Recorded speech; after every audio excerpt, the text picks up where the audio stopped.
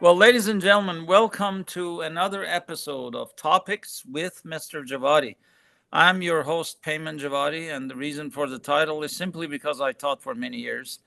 And so I'm using the channel in a sort of an informative, educational, service sort of way. And today I'm just really grateful to have been joined by Mr. Liam Guthrie. Am I right on that? Yes. Okay, Liam Guthrie from the Ketchum Community Library, Ketchum, Idaho. For those of you who are, well, Ernest Hemingway fans and somewhat of a literature fan, that name may sound familiar because Ernest Hemingway lived there for quite some time. And a lot of his writing, I guess you might say, perhaps was impacted by that. But I'll let Liam talk about all those. I have some questions prepared that I'll be asking you, but first and foremost, why don't you please introduce yourself? Tell us a little bit about your background, how you got educated, how you got to this wonderful job. I'm jealous. You live in a beautiful area, so go ahead. Yeah. Yeah, of course. Hey, I'm Liam, and I'm the regional history librarian at the community library, which is kind of a weird title, but I'm essentially an archivist here. And yeah, I'm definitely very lucky to be here. It's actually my first job out of college, so it's certainly a pretty good one to snag as a history major at the Rochester Institute of Technology. Also, a bit of a weird place to get a history degree. But I was very lucky to find myself out here in Ketchum, Idaho. It's a beautiful place to be and lots of great history to study. And my main job here is helping the public, study the area's history and helping people find resources and photos and documents and the stuff that they're looking for related to central Idaho. So that's central Idaho for those who may not know. Uh, Sun Valley, am I right or no? Yes. Yep. Sun Valley Ski Resort, okay. So it's not just Aspen and Vail, we also have Sun Valley. Wonderful area, tremendous. So you said Rochester Institute of Technology, is that in New York? Yes, Rochester, New York. Oh, okay. So that's a long way. It is. And I'm from Chicago originally, so it was quite a change in scenery moving out here to Idaho. Well, wonderful. You sound about as exploring of an individual as Hemingway was. you, you've gone to Yeah, different places. yeah, certainly like to explore new places, explore new experiences for sure. That, that's wonderful. That's wonderful. Well, let me tell you what we're going to be talking about. So, my daughter, Mira, has a habit of putting the article the, in front of like the Liam, the payment. That's my name, the papa, the mama. She does that. So I've used that. I thought it was cute. So I used that for this. But we're going to talk about the house, the landscape, the friends, the hunting, which has the fishing in it. The Mary, that's the wife, kind of like the papa, the Mary, and the parties, and then finally the writing. And there's a couple of other things I'll ask you at the end, but that's basically the gist of it. So let's start out with the house. Talk about the house. So the house itself is very interesting. Hemingway actually, so he bought it already built, already furnished. It was originally built by a man named Bob Topping, who is kind of most known. I think his brother back in the day was the owner of the Yankees, if I'm not wrong. But he was a big partier, a bit of a playboy, and he was a frequent visitor to the Sun Valley Resort. And we don't know exactly what he did, but he managed to get himself kicked out of Sun Valley's resort. Mm. And he said that he wasn't gonna just leave Sun Valley. He loved the area. He liked the place, so he went to build this house in Ketchum that was as close to the resort as you can get. It has the same style as the resort. It's wood. It was built by pouring concrete into these rough sawn wood frames, so and then acid stained to look like wood, even though it's like made of cement, which Sun Valley originally did to make it resistant to fire. But so Bob Topping built this house, modeled it off Sun Valley, lived there for, the Playboy style for a little while longer, but then eventually was going a bit broke and decided to sell the house. So in 1959, Hemingway and Ernest and Mary were kind of looking to get away from it all, they were leaving Cuba because of Hmm. the revolution. And Hemingway was struggling with, some health issues, so that kind of go somewhere quiet and peaceful. And so they were recommended this house by their friends they had here in Idaho. They'd been coming out to Idaho for quite a while, or Ernest at least had been first came here in 1939.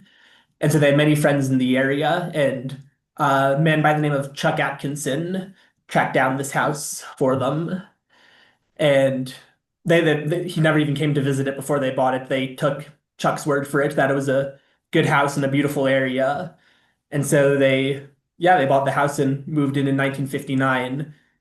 And in addition to, kind of like I said, the style of the house, very Sun Valley. It's in probably one of the most beautiful areas of Ketchum as well. It's up on a hillside. At the time it was built, it was the only house up on this hillside, overlooking the Big Wood River, overlooking the Sawtooth Mountains. From the deck of the house, you can see three different mountain ranges. It's truly an incredibly picturesque location. It really is. And I've been through Idaho once or twice in my past. What a beautiful country. It really is. And you guys are really blessed and fortunate to be there. And it just sounds to me like the house ended up being just the right place in many ways for Hemingway. You want to talk about the inside of the house, the rooms, etc. Yeah, so the inside of the house is quite interesting. It's very kind of your classic like mid-century modern design. It's got these brightly colored carpets. You kind of know the fridge is teal. It's got these beautiful tiled backsplash in the kitchen, and a lot of tables also have uh like I said, just the Hemingways added a lot of kind of very cool personal touches to it. That backsplash in the kitchen has tiles that they brought over from Spain with these beautiful artistry on them, and there's paintings from all over the world in the house from Spain, from France, from Cuba.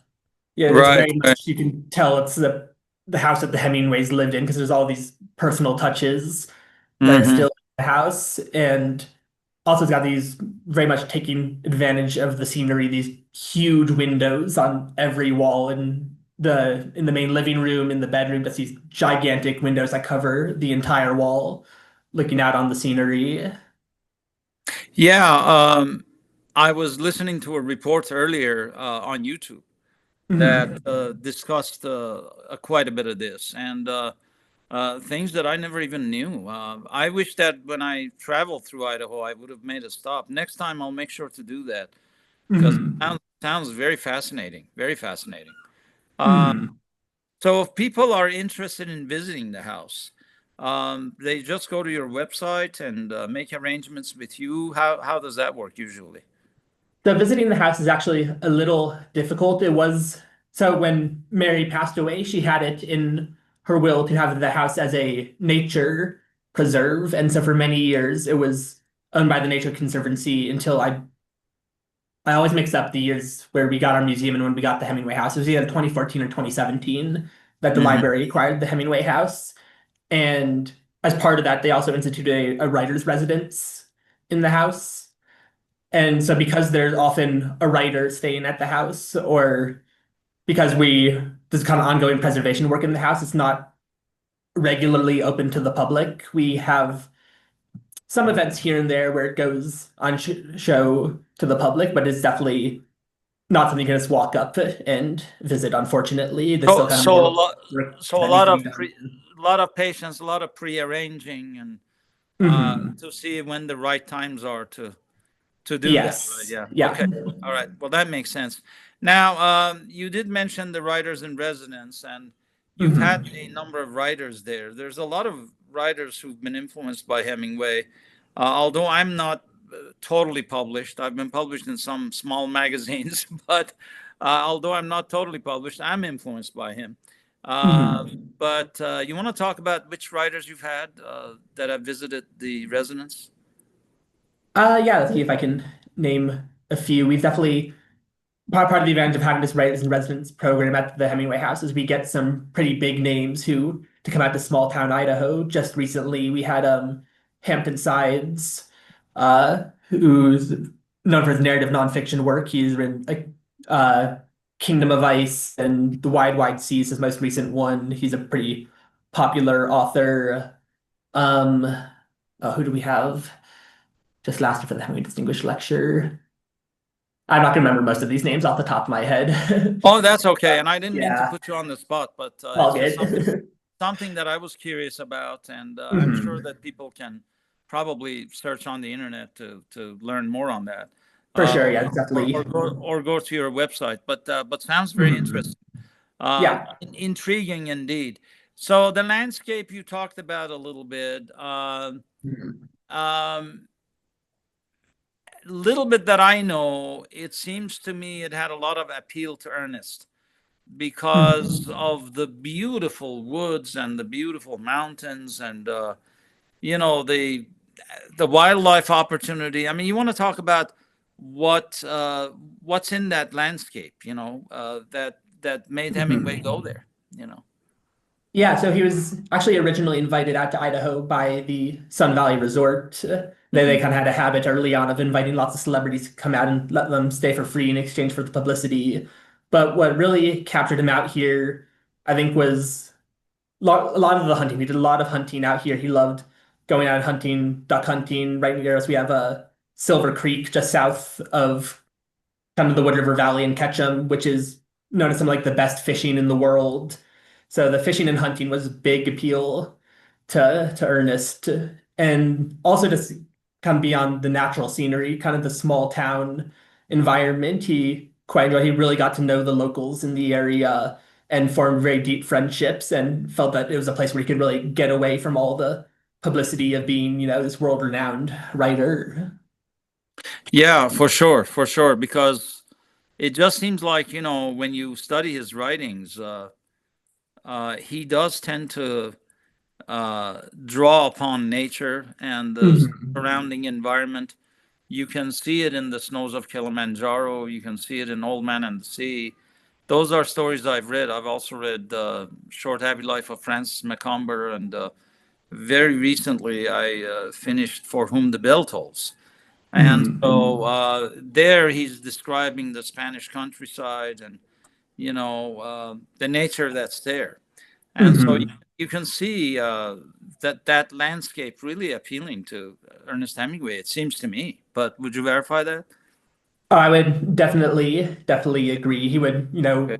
do writing in the house in front of a window that overlooks the landscape. He would spend his mornings writing, and then he would spend his afternoons going out hunting or hiking, or certainly taking advantage of, yeah, the nature around the town. The friends, the friends. Mhm. He had a number of them. Yes. He probably could have had more, but chose to have a number of them. What do you know about the friends, and what did that to him, and what he did to them, etc.? Yeah, no, he definitely had very close friendships with people in the area. Some pretty notable ones. Bud Purdy's a rancher who lived just south of here. Him and Bud Purdy were frequent hunting companions. Dr. George Savers, who was his doctor here in Sun Valley, was one of his very close friends. They would come over for dinner to the Hemingway's house all the time. Mm. Him and Mary would throw parties where many different people from around the area would come visit.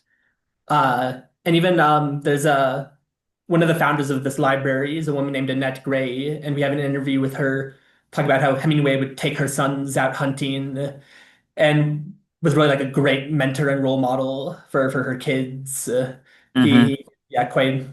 He was very famous with a lot of the children in the area and was a good mentor to them.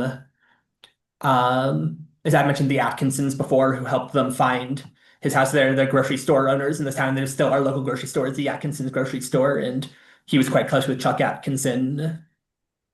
So yeah, Wow.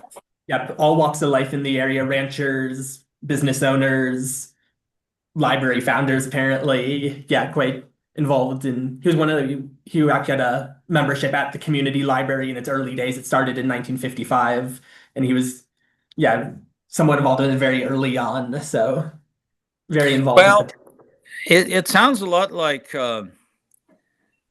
sometimes I think you and I even have experienced this. Like I remember one time I was in Santa Fe, New Mexico, and beautiful town by itself, by the way, and trying to go out to dinner and stuff. And my wife and I are looking for a place, and there's these places. There's a sort of a well-known place that almost looks like New York, and just a Hmm. gorgeous setting, people dressed nice, and but we couldn't get in there for a while. But Hmm. going down the street, there's a smaller restaurant, maybe not as well known, and we go in there. We loved it. Great food, and we had service right away. And Hmm. it sounds like Ernest was a little bit like that. He kind of liked getting in with the small communities and just Hmm. enjoying life in that sense. Definitely, yeah. We have lots of pictures of Hemingway at these small dive bars in town, the casino, the Pioneer Saloon. He certainly ate at the nice restaurants as well. His favorite, so but one of his favorite restaurants in town is a kind of nice French place called the Christiana. But he certainly would hung out at all these little small town bars where the locals go, kind of getting away from the wealthier Sun Valley tourist crowd and really spending time with the locals in town. Sounds like he saw value in that, and I can certainly Hmm. appreciate that. And I think a lot of people can. Um, so within this context, and you mentioned that with some of the friends that he had, the hunting and the fishing. I mean, it just must have been hunting heaven for Ernest Hemingway. Yes, absolutely. His favorite time of year to be in Sun Valley was during the fall when the hunting was the best. Because though he skied, in his younger years, he didn't really do much skiing in Sun Valley, despite it really being known as this ski resort town. It was very Hmm. much, especially in the early days, it was only really open in the summer and winter, the resort. But he would come in the fall for the best hunting. And what do you think he saw in that? I'll share a quotation with you in a little bit from a friend of mine who passed away now. Mhm. But what do you think he saw in that, in going into nature, the hunting, the hiking, the fishing? What do you think he saw in that? That's a good question. He certainly a guy who seemed to like to kind of get away from it all, get away from the hustle bustle. It's certainly also kind of there's always been kind of a masculine undertone to everything Hemingway did. I think hunting was a very big part of that. He liked guns. He liked kind of putting himself in around war and dangerous situations and going, leaving all that. I think a way he kind of continued to connect with that very, masculine side of the Hemingway persona is, his big fascination with hunting. I had a friend who had tremendous influence on me, um, a mentor of sorts. He was actually a registered Democrat, but he was a cowboy. He was Western. He loved horses. He loved hunting. And he told me one time that he learned more about life in hunting than he did anyplace else. I've always wondered about why he said that, and as I contemplate that over the years, as I'm getting ready for this interview, I can kind of see the applications of it because they're going to where life is. A lot of Hmm. wildlife, a lot of respect for the territory, if you will. What a Hmm. comment on that song. Yeah, I think that's certainly a statement that Hemingway would agree with. I think you can certainly kind of see a lot of I guess he enjoyed the kind of struggle between man and animal in that sense. He always kind of gives the impression that he's very respectful of the animals that he hunted. He always was like, you should only take a shot that you know is going to kill them quickly. He definitely frowned on someone who would, rush it and shoot a deer in the leg and it, runs off to die slowly. He was very much someone who respected the game that he shot and admired kind of the cat and mouse game of hunting of, him versus the animal while still, like I said, respecting the animal and what it provides. Mm-hmm. Yeah, it very much sounds like it.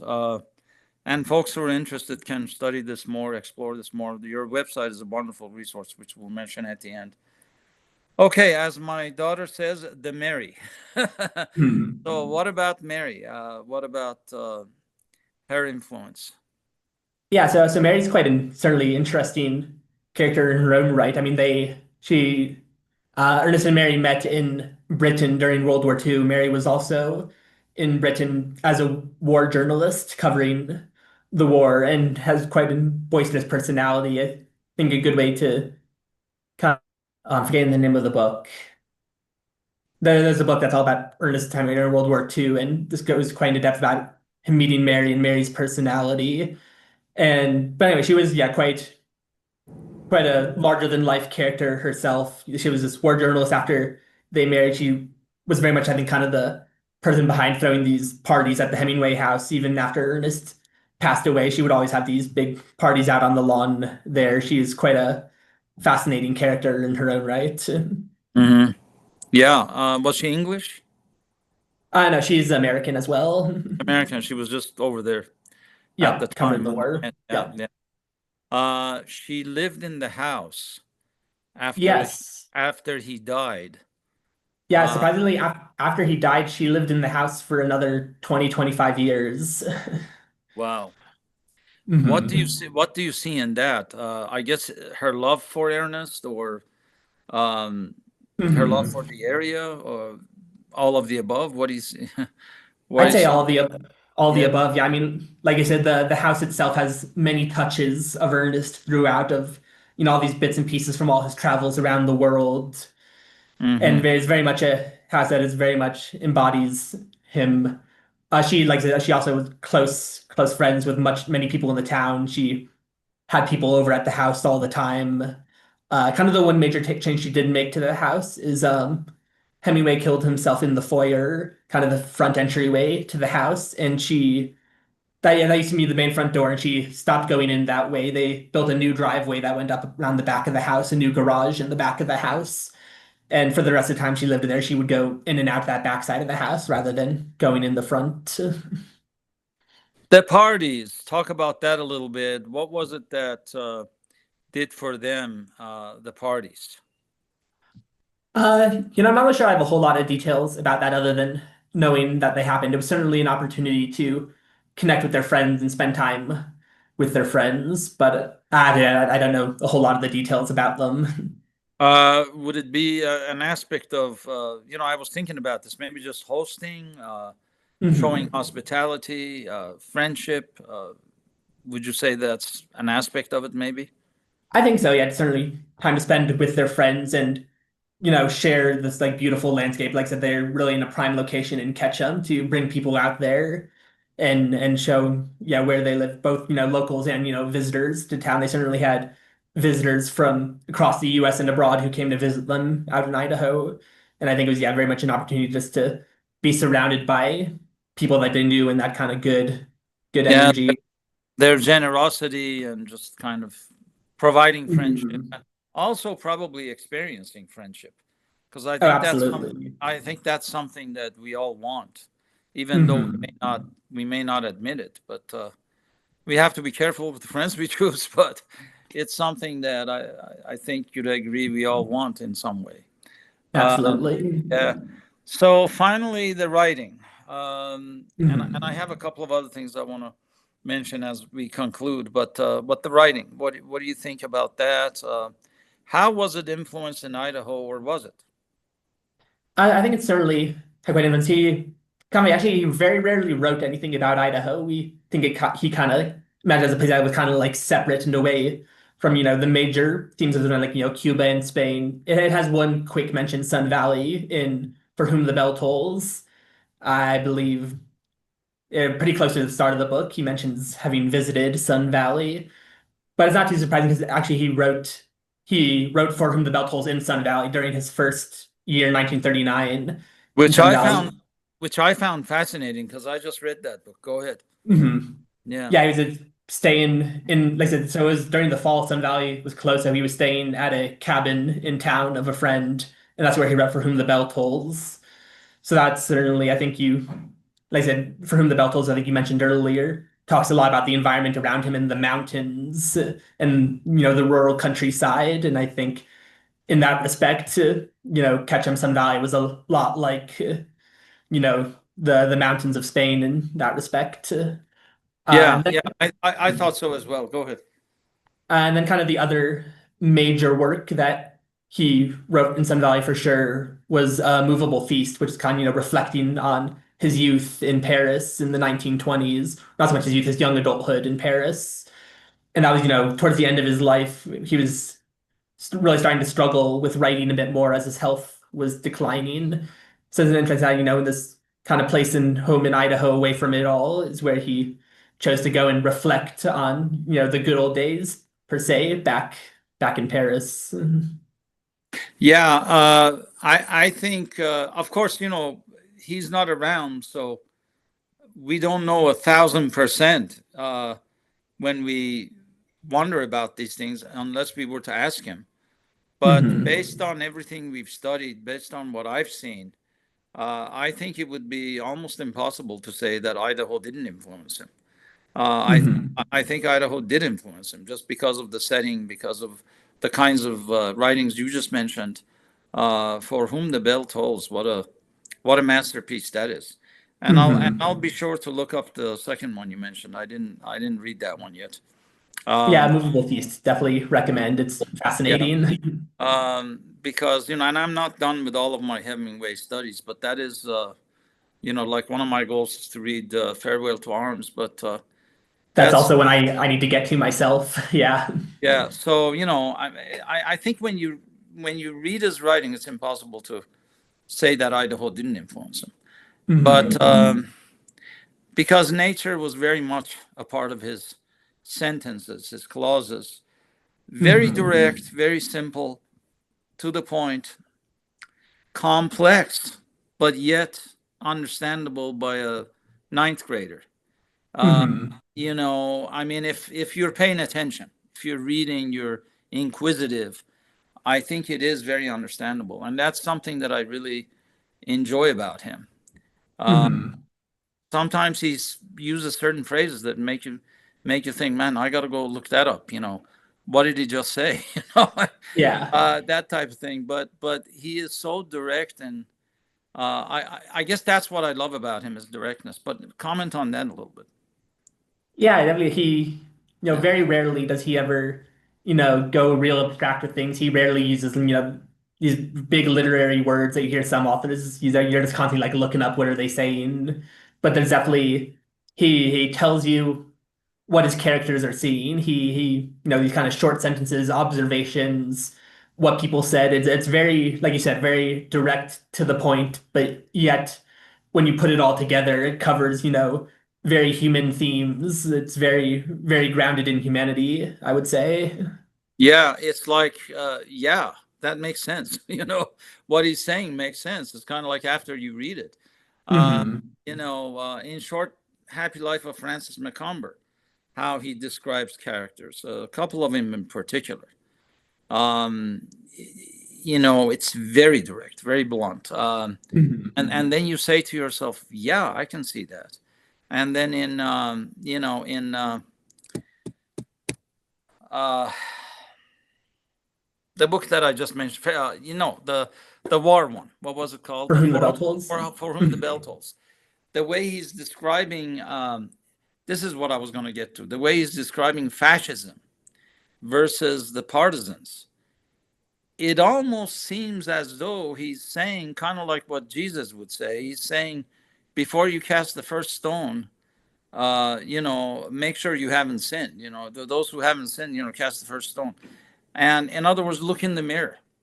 And it seems to me that he's saying there's some fascism in the partisans, and some partisanship in the fascists, and you kind of have to be careful how you're judging. It seems to me. Why don't you comment on that a little bit? Yeah, certainly. I think this definitely is rare in Hemingway's books to have any objectively good, objectively evil people. It's kind of like I said, all the characters feel very real, that they all have flaws. They all have something that they believe in. And Yeah, yeah. yeah. It's. I mean, he's a fascinating writer, and I don't think we can spend enough time talking about how great he is and use enough adjectives to describe it. But he really is definitely worthwhile. Well, Liam, thank you for sharing all that. Let me take us to a couple of other things. This writer in Mhm. residence program, why don't you talk about that a little bit? that sounds highly positive to me. Oh, Like it's people that want to be writers, they can talk about that stuff. yes, it's fantastic. It's quite a decent mix of, established writers and writers kind of on their way up, and it gives them an opportunity to they come out to Ketchum, they get to live in a little apartment that's built in the basement of the Hemingway house. That's not really a basement because it opens up onto the beautiful front lawn there, but it lets them really spend, a couple weeks being able to immerse themselves in their writing to, really take inspiration from the same scenery and the same environment that inspired Hemingway. And it's a very positive thing for a community too, because all of the writers who do this writers in residence will do some programming with the library, whether it's a lecture or a workshop, or just, yeah, they always do something with the community. So it brings these world-class writers to small town Idaho. It allows these writers to, get time away from it all and really, focus in on their writing and be inspired by the same place that inspired Hemingway and all these other, there's, quite a decent history of literary greats in this area. So it's really a fantastic program. That is just phenomenal. I mean, Mhm. you guys are proof in the pudding that it's not necessarily that you are in a New York or a Paris or London. You can be in Ketchum and experience all these wonderful things, and that's just Absolutely. I love it. I love it. Mhm. That sounds wonderful. Okay, as we wrap up a little bit, of course, I think one of the attractions is for those of us who live in Colorado or Wyoming, or I live in Colorado, but closer by we have this. We don't have to travel world away. We can come Mhm. to Ketchum and see more of Hemingway, right? Mhm. Absolutely, yeah. And it's a great place Yeah. to visit for that because even beyond just, seeing the museum or seeing his books, you can go visit the same places he visited. You can sit at the tables he sat at. Many of the bars and restaurants in this town have been here for decades and decades, and many of them haven't even changed all that much. Oh, that's wonderful. That's wonderful. Mhm. Okay, couple of things. I'm a former teacher, and Mhm. I remember one of my, a little bit ago, I had a little senior moment. I couldn't remember. Yeah, I had a colleague that told me one time I was having the same kind of thing, and he said, "Senior moment." I said, "Yeah," and he said, "You're a little young for that, aren't you?" So it's reminding me of his statement. It was kind of a funny thing, but anyway, Mhm. I'm a former teacher, having Mhm. been through many teacher lounges and things like that, and just really enjoyed my job. I loved it. It was a wonderful experience. But I think of kids when I do this program, and Mhm. so if they are in high school or they're even in a junior college, they're not sure what they want to do, but they're thinking about this. They want to be in something having to do with history. Do they go Mhm. after? I guess these are history related careers, right? Is that Mhm. is that what they would Google? And I guess talk about the preparation of that. What they would have to study. What would you advise them to do? Yeah, there's really a lot of different ways into it. I mean, many of my coworkers are library science majors, I mean, it's a library. So yes, museum studies is a major way in. History major is certainly interesting. When I was kind of surprised I got this job, to be honest, everyone has, their kind of imposter syndrome doubts. So I was kind of surprised that I am where I am now doing what I'm doing. But definitely, yeah, studying history, museum studies, archives majors is another way. I feel like people always kind of think about, academic history, being like a researcher, being a professor, but Mm. there's really a lot of interesting public history work is a way that a lot of people get into the field, working in museums, in libraries, and historical societies is really a lot of the ways to get into it. And especially what interests me a lot is I have always really liked learning about kind of that really local history. You don't have to be, talking about World War II or, Yeah. the space race or anything like that. There's really tons of very fascinating things to be found everywhere in the world in these small local museums and historical societies. And you have some good colleges in Idaho for sure. I've been to some of them, and they're Mhm. fascinating. But the opportunities are immense if they want to study for this, and internships too, right? They can do Internships too. Yeah, we have Yeah. 4 interns working with our department this summer. And it's a fantastic way to really learn the process of how history is done in the world and how the work that goes into preserving it and sharing it with others. And they do that with a high school diploma, or do they have to have a college degree? There definitely are. Yeah, I think this summer we don't, but last year, three of our interns were high schoolers. There's certainly plenty of work to be done. You Yeah. don't need to have, this deep education. A lot of it's stuff, you learn as you go. Okay, fantastic. And the second point, since you guys are phenomenal in this, I mean, you're kind of a sort of like your own way of Iowa Writers Workshop. I mean, you kind of have that quality. But if a person wants to be a writer and they're not totally confident about it, your advice to them, what would you say? I'm not sure I have great advice here as not, much of a regular writer myself, but I mean, from what I've experienced around here, I think a lot of it's just, getting started, getting words on paper. That's what Hemingway always said is the worst thing you can do is just like sit there brainstorming and not put in words to the page. Right. He never liked to like end at the end of a chapter. He would always leave himself at the end of the day with ideas in mind of where he was going to go the next day so that he could start the day writing something new. So I think a big part of it is just getting words on the page, not worrying about how it will come out, and just writing what interests you, something that you're passionate about. Yeah, like a professor of mine once said, you don't take the poem where you want to go. Let the poem take you where it wants to take you. Mhm. So be open to it. And so Jim Doyle, a great professor. Well, thank you, Liam. I appreciate your time. Phenomenal education today. A lot of learning. I want to inform, educate, and serve. And today, boy, you took over. You did a great job of that. And I'm just so grateful to the time that I had with you on this, and look forward to, maybe God willing, getting out there one day and spending time in Ketchum and maybe meeting up with you. So wonderful, wonderful opportunity. Thank you so much. Oh, thank you so much. And yeah, thank you for inviting me to do this. You bet. Thank you. Bye bye. Bye.